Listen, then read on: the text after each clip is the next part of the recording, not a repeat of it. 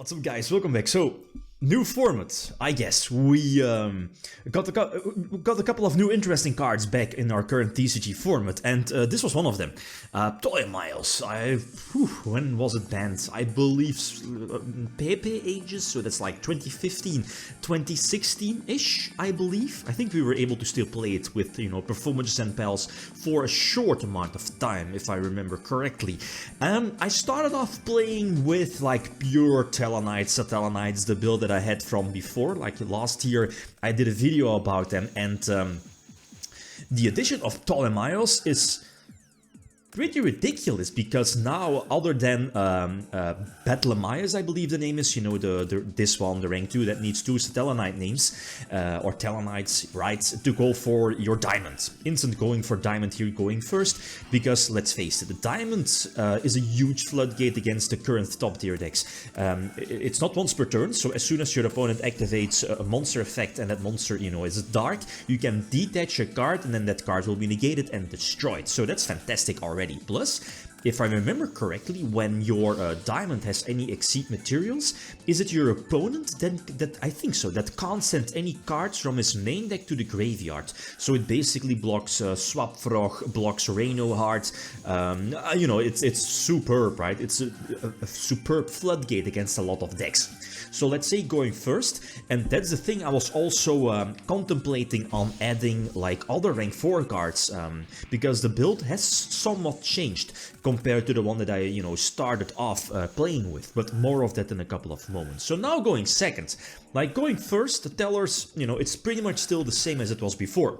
It's a low monster count main deck, but a lot of traps. But I need to look out for more floodgates, because I feel that going second, the deck still struggles. And against something like Tearlaments, Cyclones are there to hit Celiac, to hit Crime, right? And, Cyclone is superb against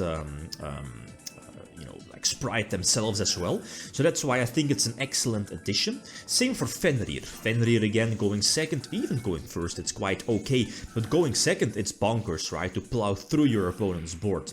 And here is one of the reasons why I was contemplating on running stuff like Photon Treasure, to mainly go for a rank 4 exceed, maybe Dweller, or I'm not sure, does Dweller have enough attack power? Probably not.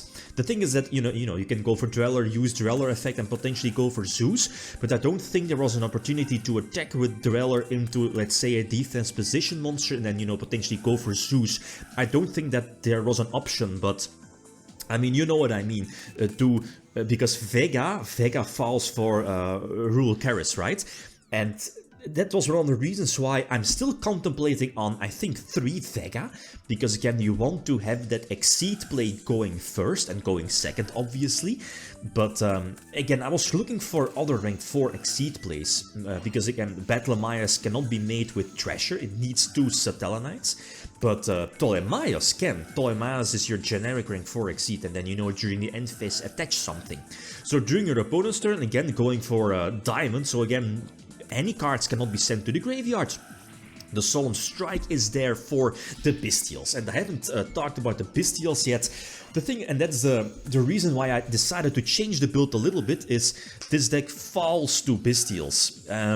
Your old school strategy of Tellers was normal summon, what is it called, Unukai, the Armageddonite, Mill, Daynep for example, and then, reborn it later with Call of the Haunted, Oasis. But the strategy is super weak to any Bestial. And let's face it, like Spright, Tier, or even any other random decks are main decking multiple Bestials. So like this approach, this opening, like this, you're stopped in your tracks. There is I don't think there is any potential card that stops this play or can stop this play. I don't know. And that's one of the reasons why I dropped the Armageddonite to 1. Simply because, this is not an effective play. Like, before you could set, Call of the Hunt and then, use it eventually. But now, this feels so ineffective. And I can't think of any card that's, proactive prevents your opponent from using the Bestials on you. As you saw, I'm main decking, a couple of Floodgates, Dimensional Fissure at 3. It's crazy stuff, especially for, you know, like an anti-meta deck like Satellarknights. Like, I think it's an instant 3-off. I mean, it's superb against Tier, it's decent against Spright, again, prevents it totally awesome from coming out. But again, you need to go first, right? And here is also one of the floodgates, because of Bestials, it's okay-ish against Tier as well, right? Mind Drain. But the thing is that, again, this deck falls for Bestial, so again, preemptively use my Mind Drain, so a potential swap frog cannot be activated from the hand, right, discarding something. Was it live here? No, not live, but no Bestials, again, like super Bestial heavy builds, like Tier, the winner from Dortmund, was playing 9 Bestials. Spright is also really common, playing multiple Bestial engines, right, the multiple names, right. So I think the Mind Drain is... There might be better choices, but it's kinda effective against those strategies. But, I mean, Diamond on its own could also, you know, destroy the potential Bestials in hand, so it is what it is. Maybe there are some ways to go for like Ptolemaeus, but you need to discard the card for that rank upgrade, right, that Exceed.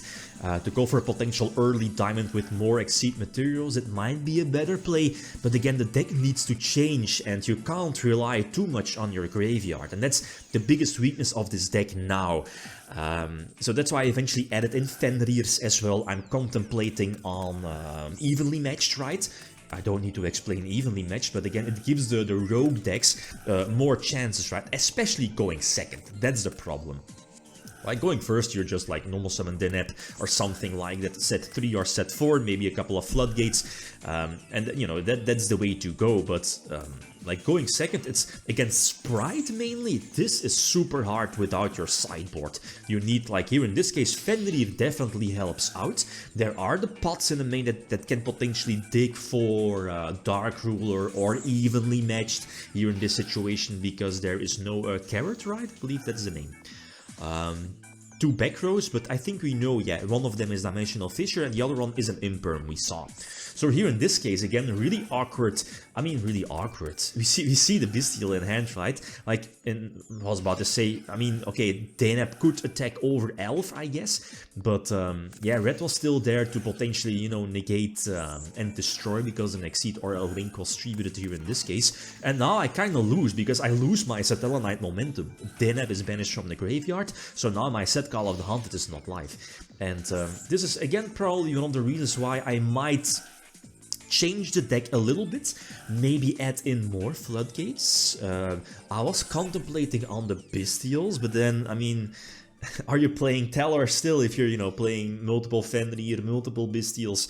And the problem with Tellars is that it's still that old school strategy of, you know, like 1-2 card combo. It's somewhat prone to bricking, weak to bricking with, you know, no Deneb or all traps, right? You know how it goes. So it's still super iffy. Like a couple of 1-offs or 2-offs, because again, Prosperity is there to potentially dig for those cards. But it needs some changes. I dropped Solemn Judgment from the main deck just because of that. I mean, if you know you're going first, you can definitely side in the Judgments, right, against your opponent's Storms and Evenlies. But I might even main deck Evenly Matched because of that. It's iffy, right? It's iffy. But I'm looking for more Floodgate traps, like powerful Floodgate traps that potentially could give me, you know, more chances going second, right? Okay, so again, feel free to leave your opinions, but Diamond is ridiculous of a card, ridiculous Floodgate monster. Okay, guys, that's it. Thanks for watching. Feel free to leave a comment or like if you enjoyed the video. I'm signing out. Peace.